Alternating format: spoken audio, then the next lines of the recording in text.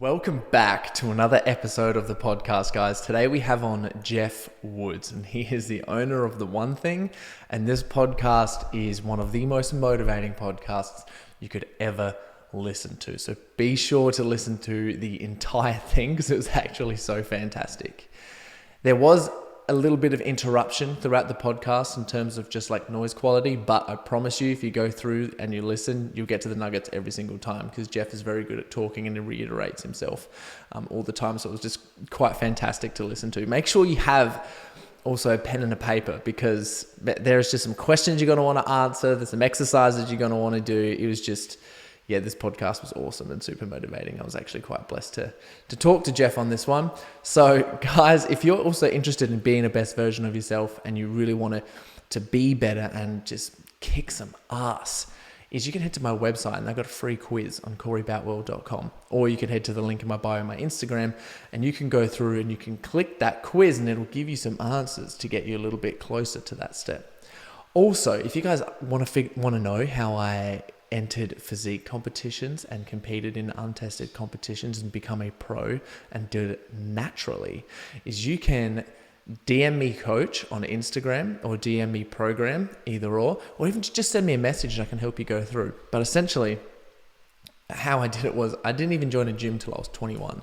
I had like a home gym and I had to learn in a home gym like by myself, and I just had to read books and get really connected with my body. And that's one thing that I teach is like proper execution and like mind to muscle connection and the importance of it. And that really worked for me, and I go through exactly how to do it in the program step by step by step. So yeah, just DM me program, send me a message on Instagram, and you could get this full detailed course with, I got like there's ebooks with like over 160 workouts on there. There's like professional private interviews with myself and Dylan Claridge, who was like a fantastic physio, and all of this good stuff. And I also just wanted to share with you guys that I've been drinking my bone broth every single day, and I'm 28 years old and I look 23. It's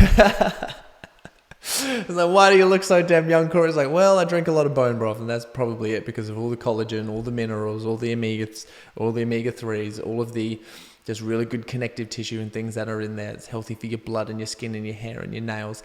Like, it just works really well for me. And you can get 12% off the bone broth if you click the link below this podcast in the descriptions, or also head to my Instagram, in my link there in my bio. You can go and get 12% off there from the best of the bone broth, because that is the best one for sure. Also, I have a recipe ebook that shows you if you want to learn how to use the bone broth. I've put all those different recipes in the recipe ebook, and I also have researched what all the best ingredients were, because I've done a whole bunch of DNA testing and stuff and figured out, I'm like, what is the easiest ingredients for everyone to eat and what's the most healthiest, and then I've put them into a bunch of recipes. And you can get that recipe ebook if you click down in the link below. I've made them easy meal prep recipes, and I made them super tasty, and I still eat them every single day, and they're just absolutely fantastic. And of course, guys, this podcast is brought to you by Eternum Labs. And if you're someone who wants to perform at your best, if you just want to feel amazing and be in better energy, and you want to live a really long time as healthy as possible, Eternum Labs is your brand. And you can head to www.eternumlabs.com.au to look at our various products like vitamin B1 thiamine. We've got Apigenin, which is a new crazy anti-aging and sleep product. We also have glutathione, which is amazing, quercetin and bromelain.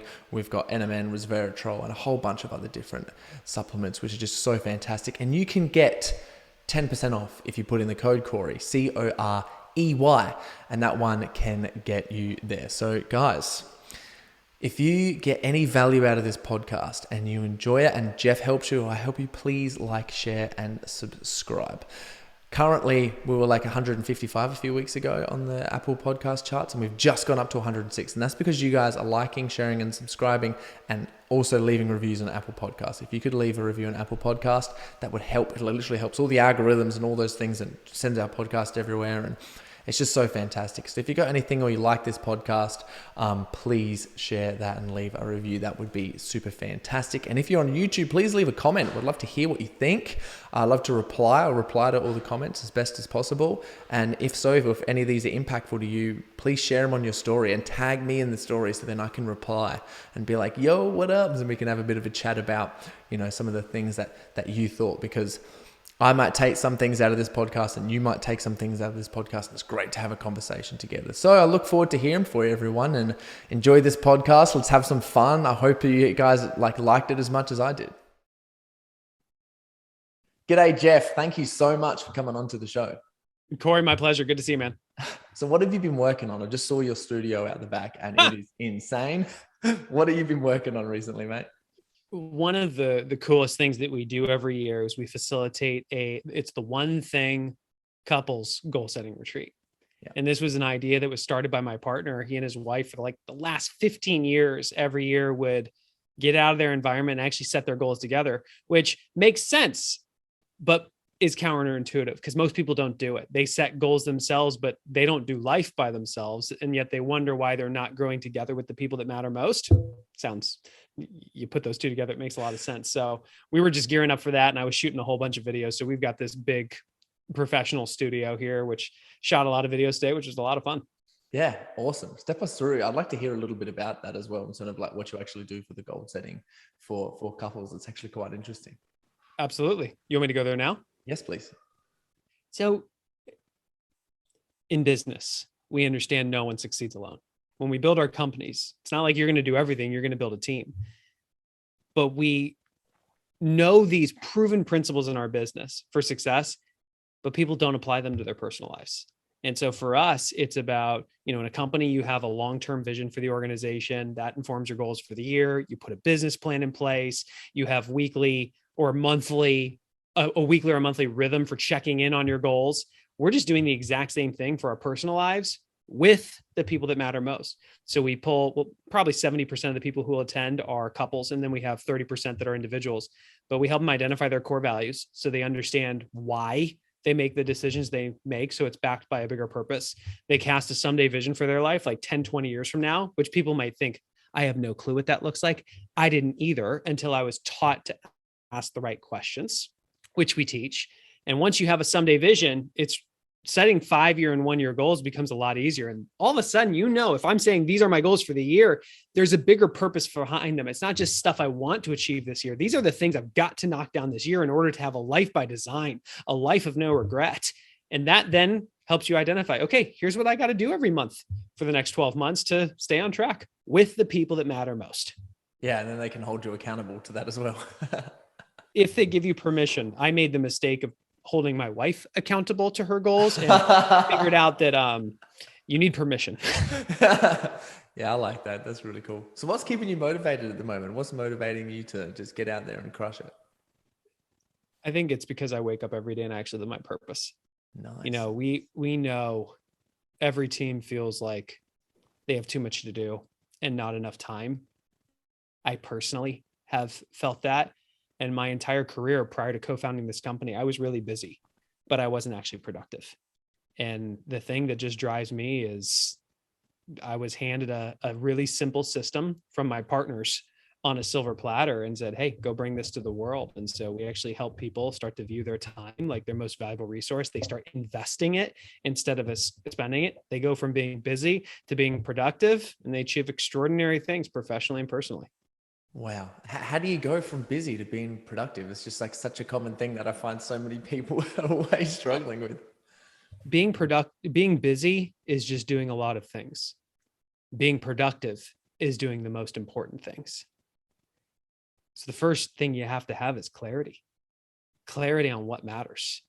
I mean, I remember waking up, seeing all the things that were on my plate, and telling myself the story that I had to get it all done. And Corey, it was a lie, because the truth is, like, you get this as a coach, you don't achieve extraordinary success by doing everything. You achieve it by doing the most important things. Problem is, depending on if you work in a company, whether you're starting up your own company, sometimes the things that are kicking and screaming the loudest are not the most important things. So it's about figuring out what is most important, making sure that your calendar actually reflects your goals, and you start knocking the dominoes down that are going to deliver the biggest impact. Yeah, which is crazy. And I think like people can also get like sometimes a little bit tricked because they're like, well, how do I figure out like what's actually important? Like, what do I actually do? How do I do that? So I'm sure you probably got some systems to figure that out. Oh yeah, absolutely. Yeah. How do you do? Is there anything you'd like to share? Where do you want me to start? I don't know, whatever's coming up, like on the front of your mind. I think first and foremost, we have to recognize something. If you're sitting here asking, how do I identify what's most important? If you're asking that question so that someone else will give you the answer, you're already doomed to fail. Yeah. This is a journey of learning to ask questions and search for the answers. And unfortunately, I don't know about you, Corey, but growing up, my educational experience, I was graded on the ability to have the answer. But that's not how it works in the real world. See, I can ask the same question. How do I find out what matters most? And one way I can ask that is the bit of a victim. Well, how do I figure out what matters most? Like waiting for somebody to tell me, not the right answer. Or here's the other question. How do I figure out what matters most to me? And searching for the answer. Do you see the difference? Yeah. So the thing that I have learned is we have an opportunity to ask ourselves bigger questions that we do not know the answer to, and give ourselves the space to search. Because I guarantee if I challenged every single one of you listening to this to grab a pen and a piece of paper and ask the question, how might I get clarity on what matters most to me? And I challenged you to write down 3 to 5 ways that you could go about doing it. I guarantee you could come up with 3 to 5 ways. But the difference is you're not asking the question waiting for somebody else to give you the answer. You're asking it expecting yourself to search, identify answers, and then you can prioritize and execute. Yeah. I love that. So good. It's like so simple, but so impactful and so important at the same time. And you wouldn't even think of it. Mostly you just. Well, that's the one thing is the surprisingly simple truth behind extraordinary results. Nothing that we're going to say here today is complex. And frankly, not a lot of this is new. This is just turning common sense into common application. Yeah, I love that. That's such a good phrase. So have you got any, can you tell us about a time where they've been working with someone or a crowd or something like that, and someone have just had like some awesome results and they've come to you and just been like, this has been the best thing ever. I'd love to hear about one of those stories. Yeah. The one that's coming top of mind. We work with a lot of companies, and they all come to us for similar reasons. They have too much to do, not enough time. There's so many competing priorities. Priorities are constantly changing. They want to be achieving greater results, but they're working long, they're working hard. They're not, yet they feel like there's more that they should be able to accomplish. And oftentimes people are working long and hard in their professional lives at the expense of their personal lives. One of the companies we work with is one of the major logistics companies in the world. And I did a presentation for 150 of their top execs. And when I shared this idea of the one thing, the idea that you can do one thing, and if you knock that domino down, everything else becomes easier or unnecessary. Doesn't mean that you only do one thing. It's about prioritizing the most important thing first. This exec thought about his organization, and he got this visual in his mind, and it was this image of a freeway in China. Here, I can pull this up because this is video as well. Yeah, I'll let you there is a freeway in China, and it is 50 lanes wide. And every single day, traffic backs up for miles. Well, so if anyone who's just listening, there is like this, it's like 20 lanes. And yeah, it's like literally a 50-lane highway. Holy. And this is an aerial shot from a helicopter looking down on gridlock traffic backed up for miles across 50 lanes leading up to a toll booth. So imagine that. Yeah. And this leader realized this is what his organization was. Every single car represented another thing that they had to do. And he found himself asking, what is our one thing? What's the one thing that if we just did that first, everything else would be easier or unnecessary? And he realized it was this car in the back of the traffic jam. And what he realized was that priority had been on their list, Corey, for 6 years. For 6 years, they had known about this, and it had just been inching forward because every day they were doing all the other things. And for the first time, he asked a really powerful question. How might we create a fast lane? How might we truly prioritize this initiative so we just blast this one through the toll booth? Corey, once this leader declared that this was the number one priority, once he challenged all his people to every day walk into work, whether at home or in the office, and ask, what's one thing I can do today to help contribute toward this one thing? And then I'll do everything else. Guess how long it took them to accomplish this priority when it had been sitting there for 6 years? Oh, tell me. 2 weeks. Yeah, nice. 2 weeks. And that wasn't the most amazing part. The pandemic hit. This is one of the major logistics companies. They played a major role in the distribution of vaccines. Every country they fly to changed their regulations. And had they not learned how to create a fast lane, how to prioritize something that mattered and blast it through, it would have halted their airline. Yeah, that would have. What would have happened if this company could not have delivered vaccines globally? No, man, there's mayhem, absolute chaos. So this is why this matters, is every day we wake up and there are all these things that we could know. There's all these things we could have. There's all these things we could do. And that's the challenge of life, because we cannot know it all. We cannot have it all, and we cannot do it all. We have to start making choices. We have to make choices about what do we want? And based on that, how are we going to go about getting it? What are those dominoes that if we just line them up and whack away at the first one first, everything else would become easier or unnecessary? Well, I love that. So what would you say to people if they just had like their own business, if they had like their own business, their online business, or they had a few employees, and they're really starting to make a little bit of headway, and they now have to start dealing with a few stresses, and they really want to start like crushing life. What would you encourage those guys to really start focusing on, or even learning? Well, I'll speak to personal experience. So prior to co-founding this company, I was in medical device sales, which was a great job. I woke up every day. I ran through hospitals. I sold a device that saved lives.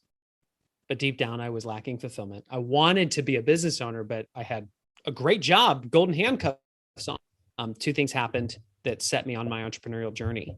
First, a colleague of mine had a stroke when he was 35. My wife and I had just had a child, just bought a house. Wife became a stay-at-home mom, and now as the sole income provider, I'm going, holy smokes, if what happened to my colleague happened to me, what happens to my family?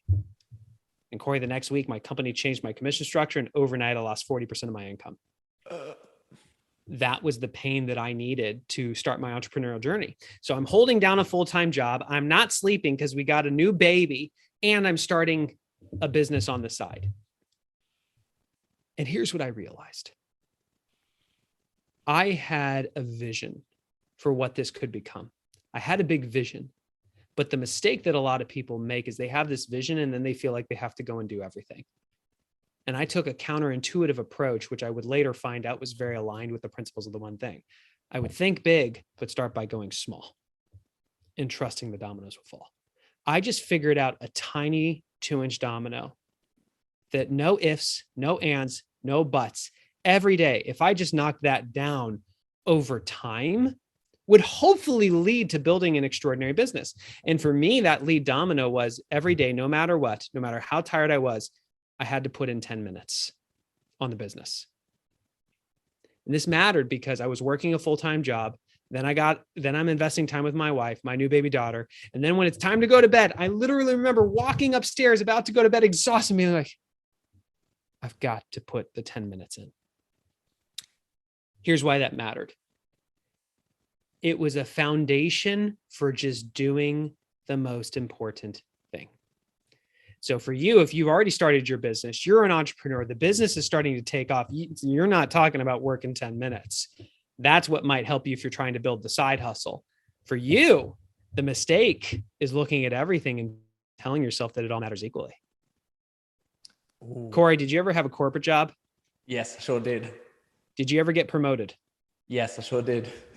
Did you ever get promoted because you were the best email checker in your organization? Absolutely not. Did you ever get promoted because you were the best meeting attender? Like your notes sparkled. Absolutely not. No way. People major in the minor things. If you are starting up a business, you are chief everything officer. The mistake is to view it like it all matters equally. What you need to do is you need to identify what are the 20% priorities that if I just did those things would drive 80% of my results. And if you're starting up a business, I would challenge you to ask if it has something to do with driving revenue, because revenue cures all problems at the beginning. So what's one thing you can do every day that would drive revenue? Put it on your calendar, protect that time. That allows you to earn the right to start building the team who can take all the other things off your plate. I love that. There's so much wisdom in there. I love how it's like, oh man, it's just like so many tools and so much real good information. And then again, it's just like, oh, it's just so simple, but you have to hear it and like go over that so many times to actually let it sink in before you actually take action on it. Well, how many of the people listening to this are starting online businesses?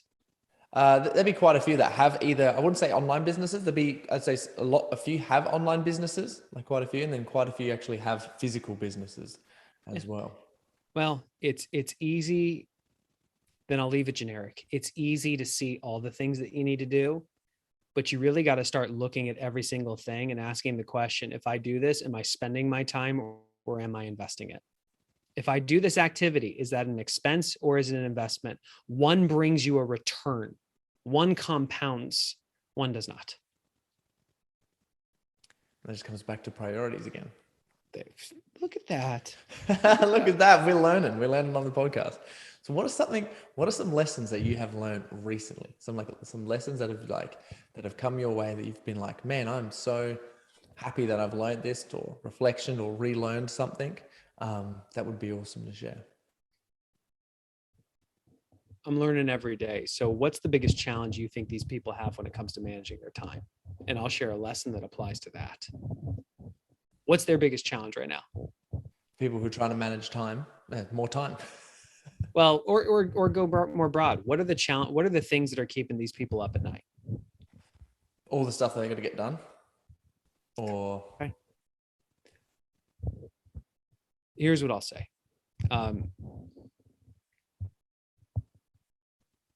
I am very much on my own path of mastery with this idea of the one thing, which means mastery is not a destination you arrive at.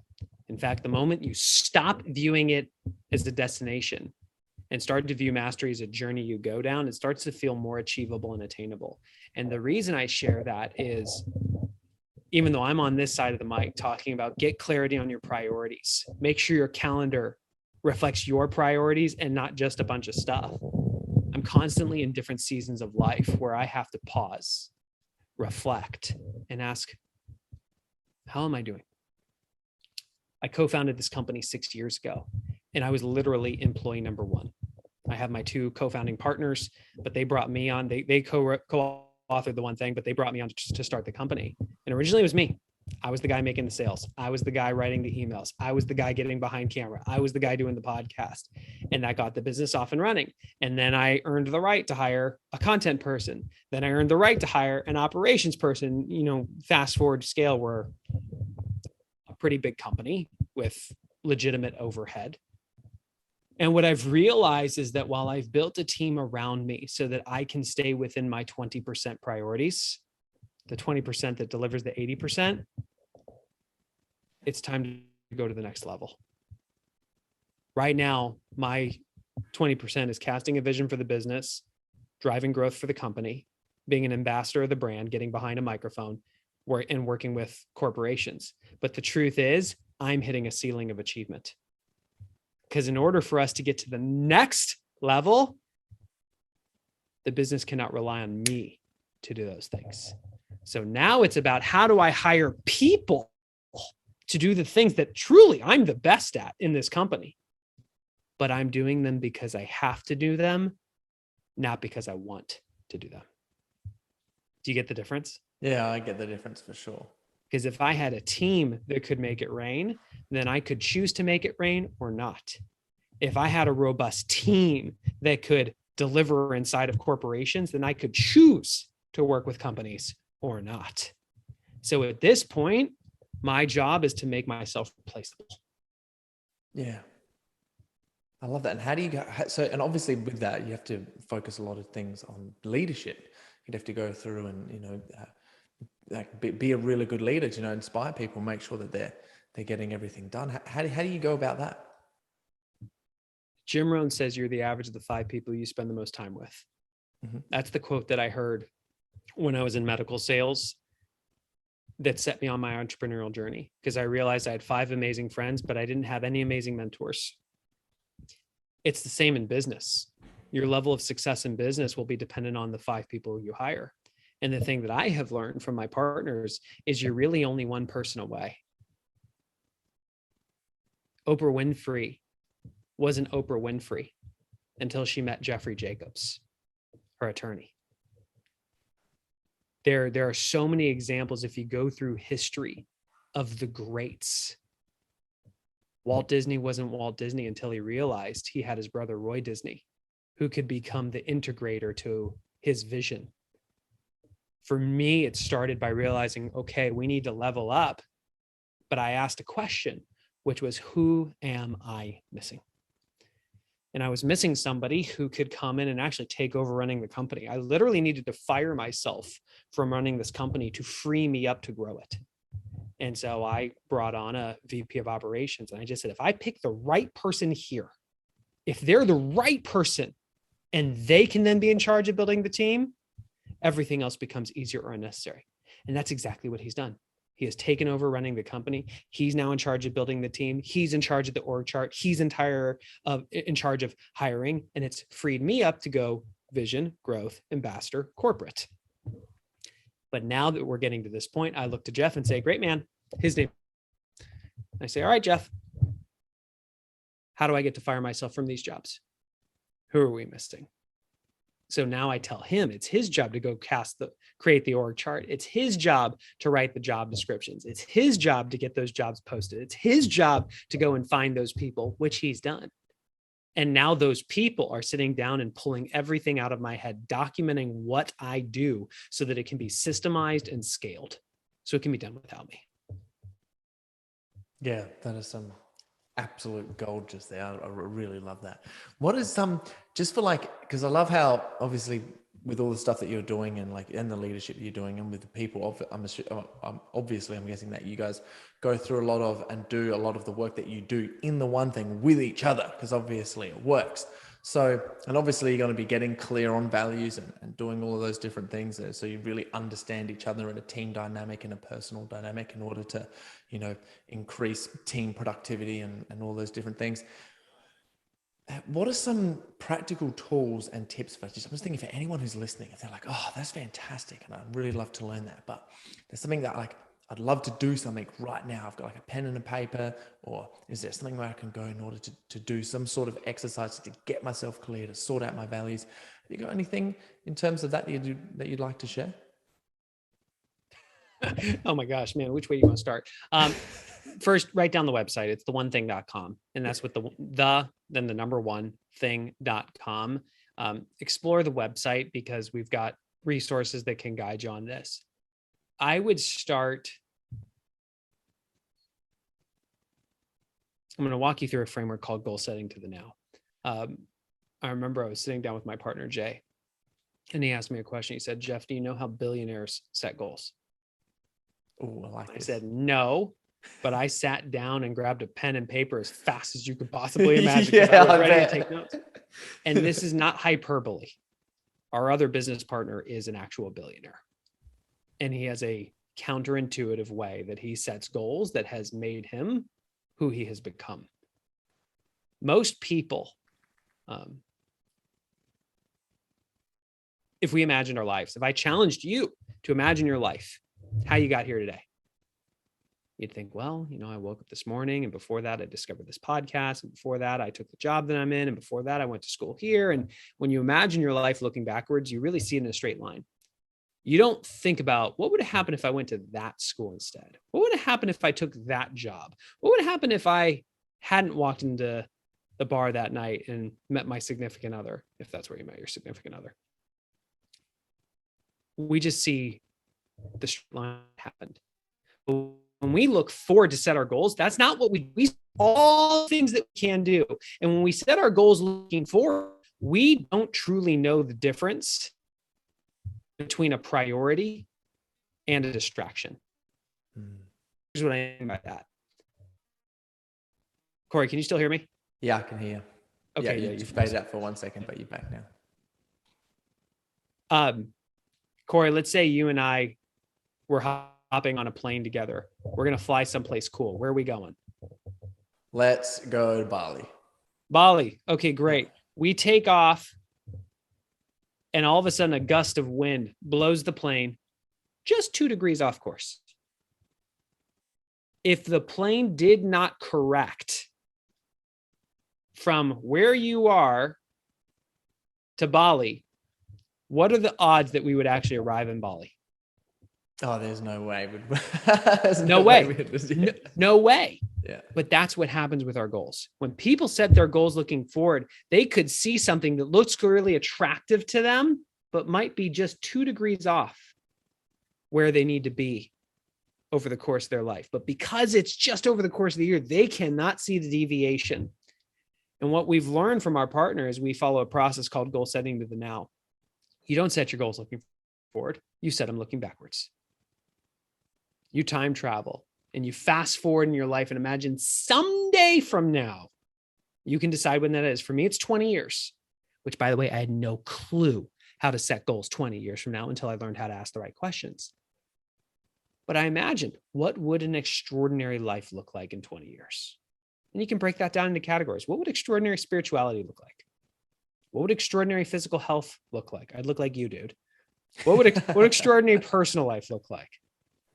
What about extraordinary relationships, extraordinary job, business, finances? If you give yourself the space to search for the answers and do not accept the answer, I don't know, I guarantee you can arrive at a vision. It's not absolute clarity. That's not what it's about. It's about and when a vision, you can then imagine looking backwards on your life. Well, where would I be in 5 years to feel like I'm on track for that someday? Again, you got to search for that answer. But if you search, I promise you will find it. And once you have that, you can look back again. Okay, well, if this is where I need to be in 5 years, where do I need to be in the next year to be on track for my 5? All of a sudden, it's like, oh, I got to do these things in the next year. And all of a sudden, it's not everything that you could do. You see, these are the things I've got to focus on in the next 12 months in order to be on track for my 5 years, in order to be on track for my someday. And once you know that one, the one, your goals, okay, well, what do you have to do in the next 30 days to be on track? Based on that, what do you have to do in the next week? Based on that, what does your calendar need to look like? All of a sudden, you learn how to turn a vision into action. You learn how to go from being busy to being productive so that you achieve extraordinary results professionally and personally. Yeah, and I love that you put professionally and personally in there together. That was just, that was great. And I love how you explain that as well. What do you think, like, in terms of you, because you would have done obviously a lot of inner work. What are some of the best inner work that you've done to develop yourself personally? It's like, oh God, here we go. 3 things. 3 things. 1, growth is my number 1 core value. Mm-hmm. So I'm always reading. I'm always listening to something. I can't tell you the last time I listened to the radio. I can't tell you the last time I listened to the news, because I remember somebody telling me, be careful of what you let enter your mind, because it shapes how you think. And so I shut all that out. I only allow things to enter my mind that help me grow in a positive way, not just professionally, but also personally. So one, my dad handed me Rich Dad, Poor Dad when I was in junior high. That's great. The amount of investment that I have made just in terms of books is insane. And I remember even being as a kid, like in high school, being on a cruise, sitting by the pool with my parents, reading How to Win Friends and Influence People, reading Think, Grow Rich. And I was super frustrated because it's like, they're telling me all these things. They're telling me to just do this, but I wanted the outcome immediately. But what I didn't realize is the foundation that I was setting by putting that type of stuff into my mind as a child. That's number one, investing in your education. 2, you are the average of the 5 people you spend the most time with. When my income was slashed, when my colleague had a stroke, I heard that quote and realized I had 5 amazing friends but 0 amazing mentors. And that became my one thing, to surround myself with people who are where I wanted to be. It also meant to take stock of who I was currently spending my time with and realizing who was contributing toward my goals and who was contaminating them. And I literally cut people out of my life if they were not wind in my sails. Ooh. If they were resistance to me achieving my goals, if they challenged, if they were not encouraging me, I cut them out of my life because I realized they were stealing my future. You can hear my passion about this. I am fired up about it today. Commitment over contamination, man. That is just an absolute quote belter. Take that one. Stealing. So books, people, and then the final one. And this has been the most recent. I got clear on what my core values were. Corey, you ever had a time in your life where your mind was telling you to do one thing, but your heart was pulling you in a different direction? That would have happened. Probably happens every single day. We've all experienced those moments where our mind is saying, do this, but they're just, for some reason, our heart's pulling us in this different direction. That's our values. Every single one of us has 3 core values that are like our compass. Just like if you pulled out a real compass, it will automatically point to true north. The problem is most of us don't know what our values really are. And something that we did as a part of our business is we researched this and we curated 140 different core values. We created a deck of cards, each had a different value on it. And this is one of the experiences that we facilitated, where you really sit down with this deck and you start creating 2 piles, a yes pile and a no pile. Does this value matter to me? Yes or no? And you filter it down, and then you put the no pile to the side, you take the yes pile, and you do it again until you get down to the top 3 core values. And what I realized is your values are not what you want them to be. It's what they are. Example, people who have kids feel like family should be one of their core values. But the test is, if we followed you around with a camera, would your actions say family is one of your top core values? Or is by living a different set of values, does that help you become a better family person? The moment I got clarity on what my core values were, Corey, which are growth, recognition, and impact, it became a compass for every decision. Every opportunity that comes my way, I ask the question, how does this line up with me growing? How does this line up with feeling recognized? How does this line up with making an impact? And if it doesn't line up with those things, I don't do it. For my business partner, Jay, it's family, impact, and abundance. If it's not a 9 out of 10 on family, impact, and abundance, he says no. For my wife, order, safety, and experience.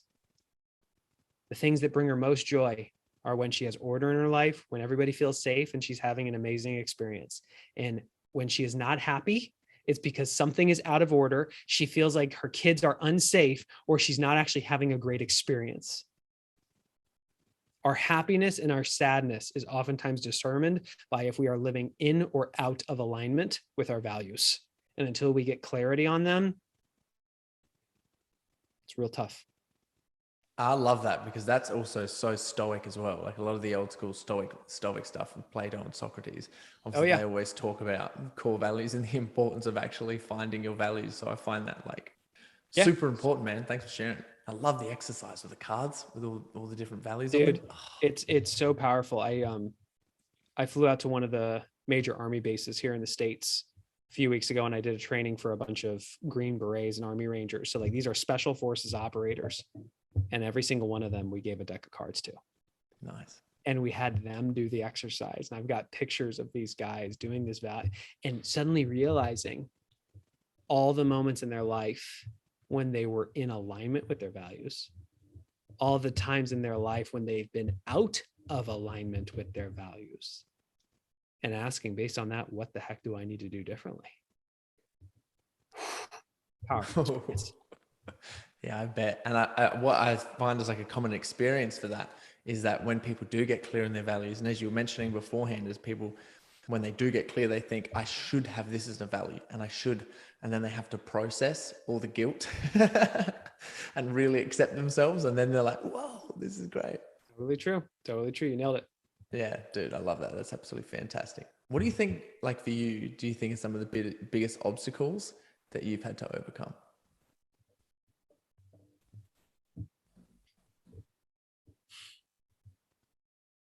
Give me an area of life.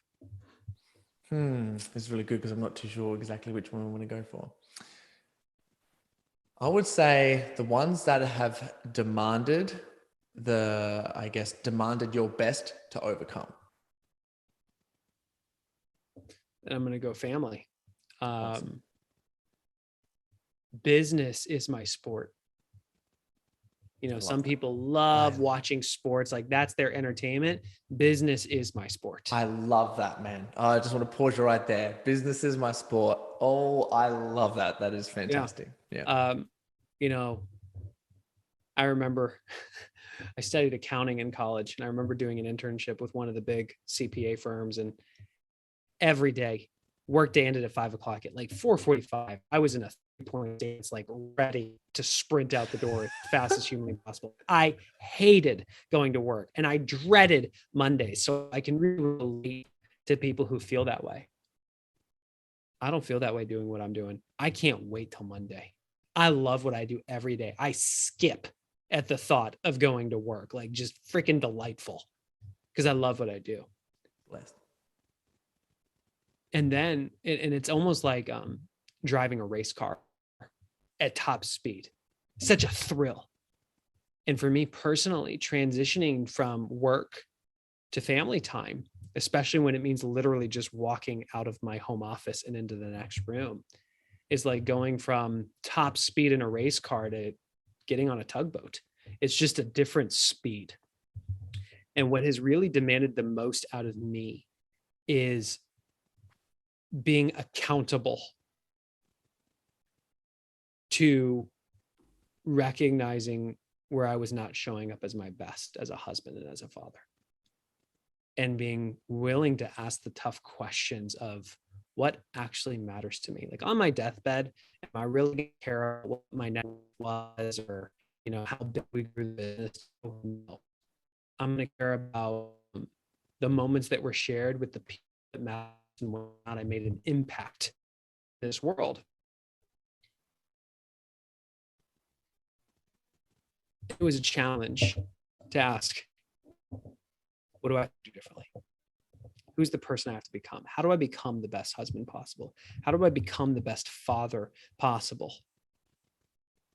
Because I'm so wired to focus on the business that I'm not as wired to put that same focus and purposefulness on my development as a husband or a father.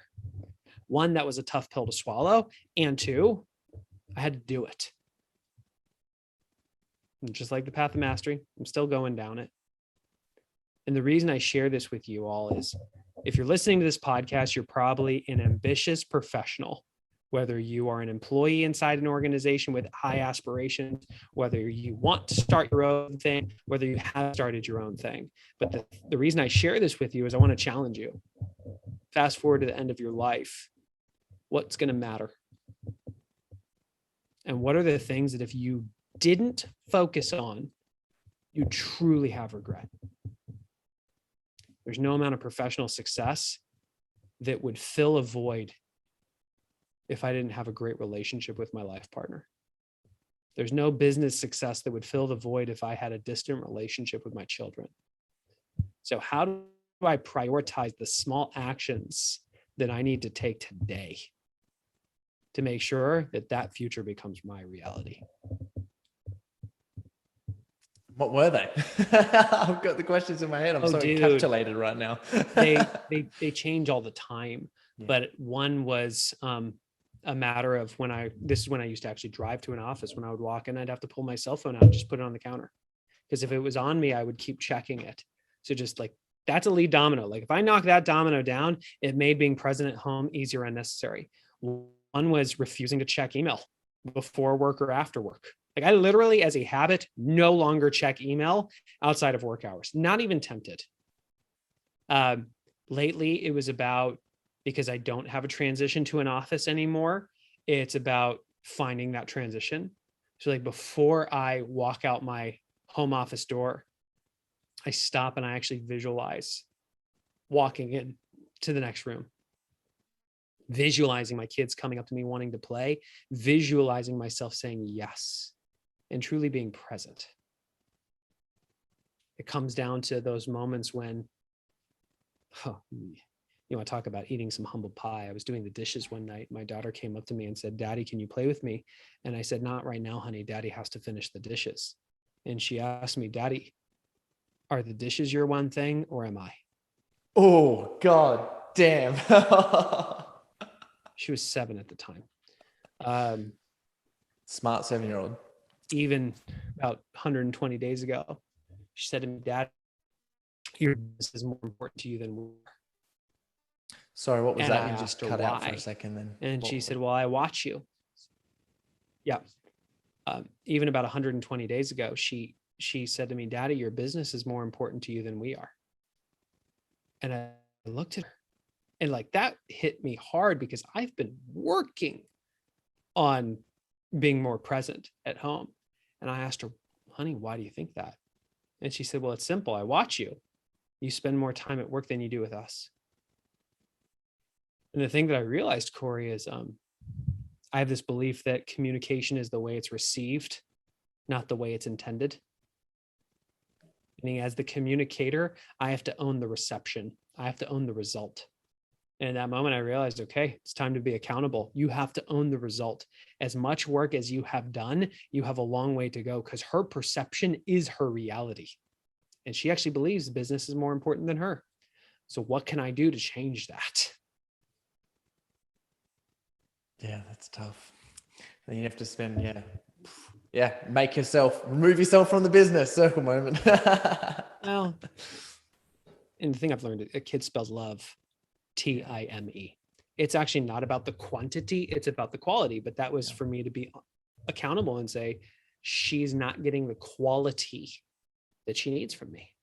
So what can I do differently about that? When we took a vacation last week, and it was truly being present. At nighttime, it's truly being present and talking to her, reading to her, being present with her. Like I'm traveling right now. She FaceTimed me last night. We talked for 20 minutes. I read to her in bed. She like held the camera up and flipped it around and I read to her. So like prioritizing these moments, that's what matters. Yeah, for sure. And I love that.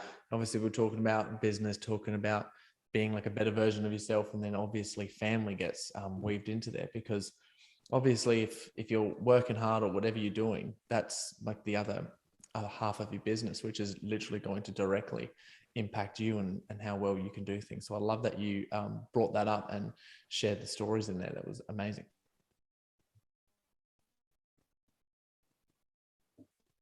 Thank you. Yeah. Well, man, I'll leave it with that. If there's anything else you'd love to say or share with the audience, please go through. But before that, where can people find you and how can they reach out or start to get started on the one thing? Sure.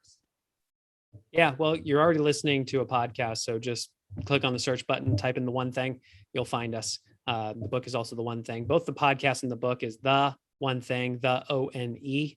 THING. The website's with the number one, theonething.com with the number one. Head on over to the website. You can learn about the different types of trainings that we have to begin your journey. And if you want to find me personally, just go to Google and type in Geoff Woods. That's GEOFF. I am the number one ranked Geoff Woods in the world. So you'll find my LinkedIn there.